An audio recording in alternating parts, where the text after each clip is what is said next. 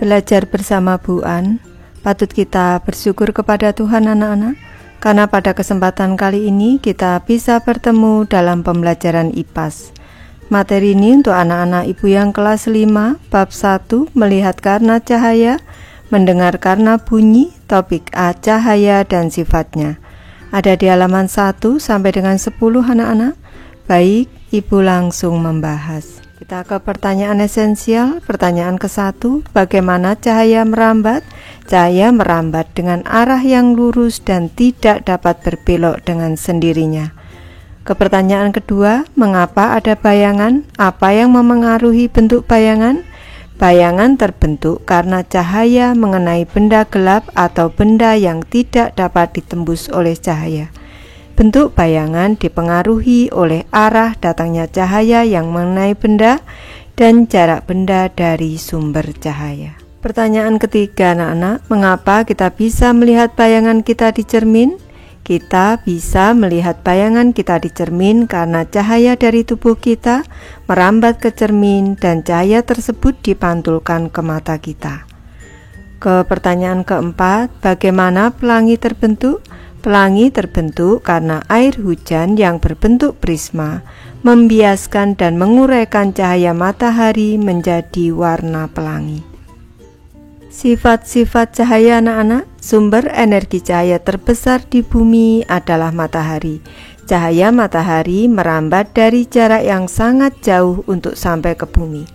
Cahaya tidak membutuhkan media seperti udara, air, atau benda padat untuk bergerak.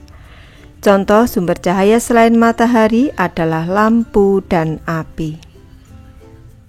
Selanjutnya kita akan belajar sifat-sifat cahaya anak-anak, yaitu yang ke-1, cahaya merambat lurus, kedua, cahaya bisa dipantulkan, ketiga, cahaya bisa menembus benda bening, keempat, cahaya bisa dibiaskan, kelima, cahaya bisa diuraikan, dan yang keenam, ketika cahaya dihalangi akan terbentuk bayangan. Sifat cahaya yang ke-1, cahaya merambat lurus. Dari sumbernya, cahaya merambat atau bergerak lurus. Cahaya matahari merambat lurus saat melewati celah-celah kecil. Di ruangan tertutup dinding, cahaya hanya bisa masuk melalui celah yang ada. Kita cermati gambar 1.1, contoh peristiwa cahaya merambat lurus. Ini cahaya matahari. Ini merambat lurus melalui celah-celah yang ada anak-anak, dan juga pada ruangan tertutup dinding ini tampak cahayanya melalui celah-celah ini lurus anak-anak. Sifat yang kedua, cahaya bisa dipantulkan. Kita bisa melihat karena cahaya memantul dari benda ke mata kita. Jika tidak ada cahaya, maka tidak ada pantulan yang diterima oleh mata. Ketika kita bercermin, cahaya dari lampu merambat ke cermin, lalu cahaya tersebut dipantulkan ke mata kita. Akhirnya kita bisa melihat diri kita serta apa yang ada di belakang kita. Gambar 1.2, contoh peristiwa cahaya bisa dipantulkan. Ini cahaya lampu mengenai, ini anak-anak, tulisan yang ada di buku di sini. Selanjutnya dari sini dipantulkan ke mata kita sehingga kita bisa membaca anak-anak. Demikian juga di sini Ibu sedikit mengoreksi, cahaya lampu ini mengenai tubuh kita anak-anak. Dari tubuh kita ini cahaya mengenai cermin, setelah itu dari cermin ini dipantulkan ke mata kita anak-anak, sehingga kita bisa melihat bayangan kita di cermin. Sifat yang ketiga, cahaya bisa menembus benda bening. Cahaya bisa menembus benda-benda bening atau transparan, contohnya kaca. Maksudnya kaca bening anak-anak. Cahaya tidak dapat menembus benda-benda gelap, contohnya tembok. Tembok bisa, batu bisa, buku juga bisa anak-anak.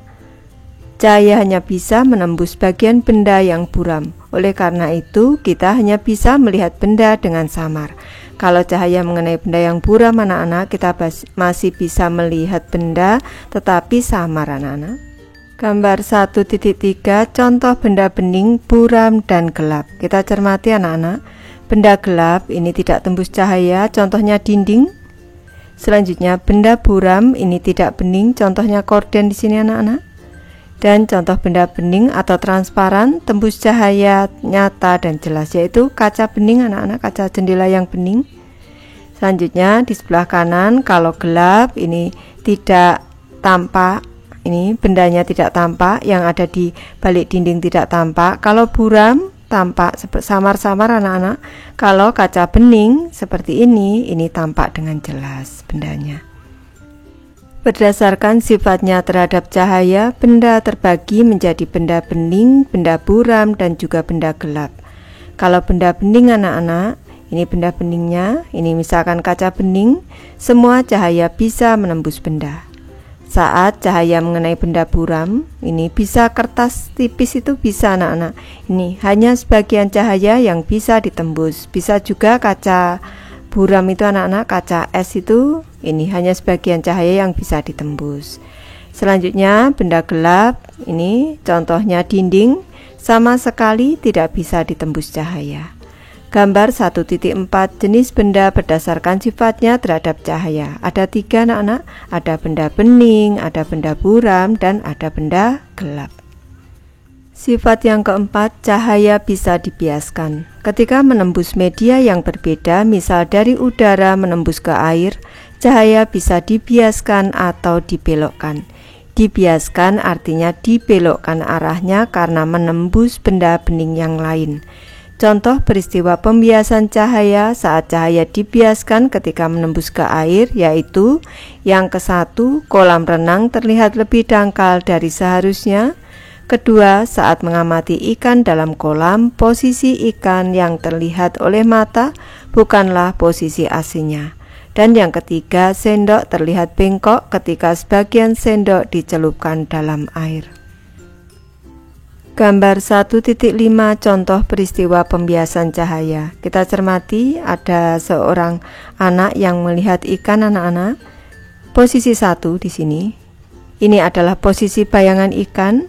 Posisi 2, ini adalah posisi ikan sebenarnya. Posisi 3, ini kedalaman sebenarnya.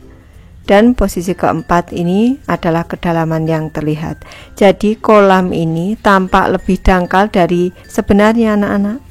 Nih, kalau kedalamannya ini 3 di sini, maka yang terlihat 4 di sini ini.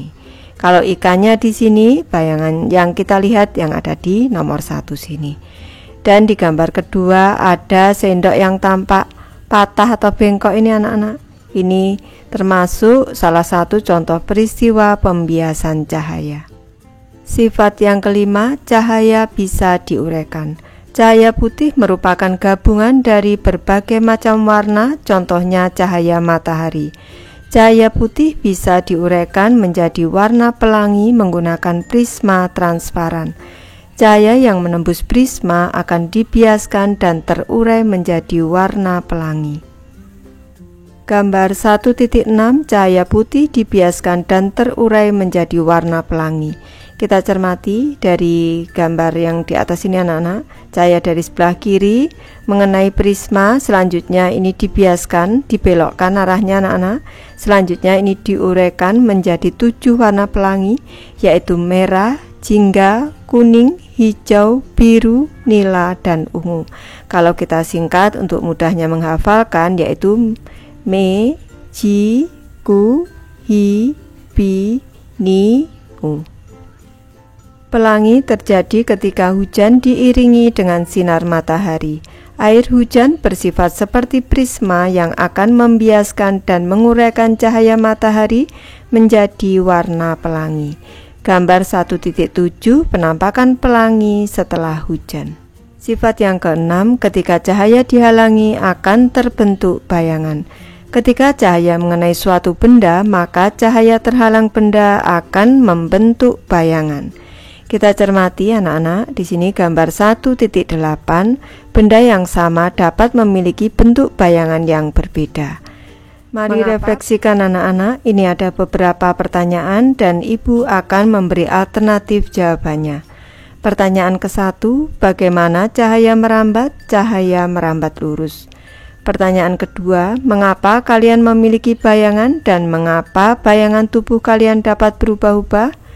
karena tubuh manusia tidak tembus cahaya sehingga terbentuk bayangan. Bayangan tubuh berubah-ubah karena arah cahaya dan kedekatannya juga berbeda-beda. Misalnya, bayangan di ruangan berlampu akan berbeda dengan bayangan di luar dengan matahari. Pertanyaan ketiga, mengapa kalian melihat bayangan di cermin? Karena cermin memantulkan cahaya dari tubuh kita ke mata kita. Pertanyaan selanjutnya, bagaimana pelangi terbentuk? Pelangi terbentuk karena cahaya matahari dibiaskan dan diuraikan oleh air hujan menjadi 7 warna pelangi. Apakah sifat cahaya yang paling sering kalian rasakan sehari-hari?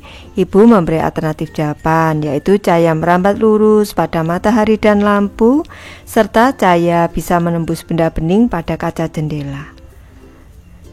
Anak-anak bisa memberi jawaban lain, tidak harus sama dengan ibu. Selanjutnya, bagaimana cahaya berperan terhadap penglihatan kita? Cahaya memantul dari objek ke mata kita sehingga kita bisa melihat suatu benda.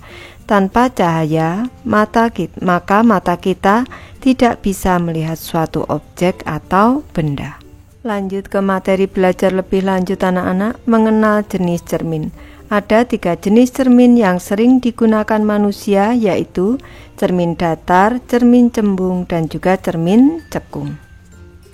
Yang ke-1, cermin datar anak-anak. Cermin yang biasa kalian pakai disebut dengan cermin datar. Saat kita berdiri di depan cermin datar, kita bisa melihat pantulan yang sama persis ukurannya dengan diri kita. Gambar 1.9, gambar cermin datar anak-anak. Yang kedua, cermin cembung anak-anak. Pada cermin cembung, bayangan terlihat lebih kecil dan jauh. Selain itu, area di belakang kalian akan terlihat lebih besar. Cermin cembung digunakan untuk kaca spion pada alat transportasi. Cermin ini juga terpasang di tikungan jalan untuk memberikan informasi kepada para pengemudi yang melewati tempat tersebut. Gambar 1.10, gambar cermin cembung anak-anak.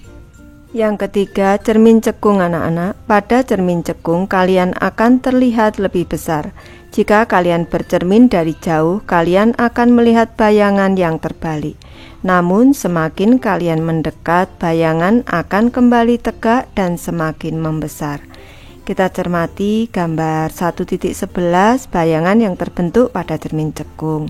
Kalau kita dekat dengan cermin cekung, ini bayangan kita akan lebih besar dan tegak. Kalau jauh anak-anak, lebih kecil dan terbalik anak-anak. Kita cermati. Cermin memiliki permukaan yang rata. Hal ini membuat cahaya memantul beraturan, berkilat, dan bayangan yang dihasilkan juga mulus. Namun, jika permukaannya tidak rata, maka arah pantulan cahaya juga tidak beraturan. Kita cermati arah pantulan cahaya di permukaan datar dan permukaan tidak datar. Pada permukaan datar atau rata anak-anak, ini cahaya datang. Selanjutnya dipantulkan secara teratur anak-anak, ini cahaya pantulnya, ini teratur. Kalau permukaan tidak rata, ini cahaya datang anak-anak. Ibu ganti di sini, ini cahaya datang. Ini selanjutnya untuk cahaya pantulnya ini tidak beraturan anak-anak. Gambar 1.12, perbedaan bayangan angsa di permukaan air. Kita cermati untuk gambar yang sebelah kiri, airnya ini tidak rata atau bergelombang, maka bayangannya tampak tidak beraturan anak-anak. Sedangkan yang di sebelah kanan tidak terlalu bergelombang, maka ini gambar bayangannya lebih jelas anak-anak dan mulus. Jika permukaan air semakin tidak beraturan, maka bayangan yang dihasilkan juga tidak beraturan. Kegunaan cahaya bagi manusia antara lain, yang ke-1, cahaya lampu yang merupakan kebutuhan paling mendasar manusia. Kedua, sinar laser banyak digunakan dalam operasi mata. Dan yang ketiga, panas yang dihasilkan dari sinar laser dapat digunakan sebagai alat bantu pengganti pisau. Apa yang sudah aku pelajari? Yang ke-1, cahaya merambat lurus dan tidak membutuhkan media untuk merambat. Yang kedua, kita bisa melihat karena cahaya bisa dipantulkan. Benda memantulkan cahaya dari sumber cahaya ke mata kita. Yang ketiga, cahaya bisa menembus benda bening seperti kaca. Benda-benda tembus pandang seperti kain tipis dan kertas minyak hanya bisa ditembus sebagian oleh cahaya. Yang keempat, cahaya tidak bisa menembus benda gelap seperti tembok, kayu, dan badan kalian. Cahaya yang terhalangi ini kemudian akan membentuk bayangan. Bentuk bayangan bergantung pada posisi benda, jauh dekatnya sumber cahaya terhadap benda, dan jenis cermin yang memantulkan cahaya. Yang keenam, jika menembus medium yang berbeda seperti dari udara ke air, cahaya akan dibiaskan. Hal ini membuat benda dalam air terlihat lebih dekat dibanding aslinya. Dan yang ketujuh, cahaya juga bisa diuraikan. Pelangi merupakan hasil pembiasan cahaya matahari yang diuraikan oleh air. Baik, Ibu sudah selesai membahas materi ini. Terima kasih anak-anak sudah menonton.